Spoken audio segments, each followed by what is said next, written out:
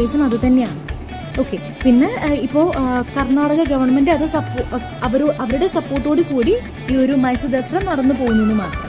September 22 Navami start ചെയ്യുന്നത്. അന്നാണ് നമ്മുടെ മൈസൂർ ദസറയുടെ ഇനോഗ്രേഷൻ വരുന്നത്. ആക്ച്വലി ദുർഗാദേവിന്റെ 9 രൂപങ്ങളെ ആരാധിക്കുന്ന ഒരു ഉത്സവമാണ് നവമി എന്ന് പറയുന്നത്.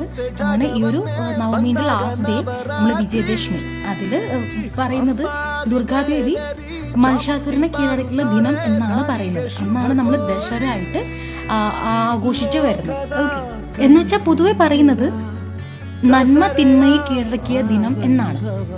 ഇതുകൊണ്ട് അതാണ് ഉദ്ദേശിക്കുന്നത്. ഈ ഒരു ഉത്സവം മൊത്തം അങ്ങനെയാണ് കൺസിഡർ ചെയ്യുന്നത്. ഓക്കെ, ഈ ഒരു ഐതിഹ്യം ഉള്ളതുകൊണ്ട് തന്നെ ചാമുണ്ഡി ഹിൽ ടെമ്പിൾ സ്ഥിതി ചെയ്യുന്നത് മൈസൂരാണ്.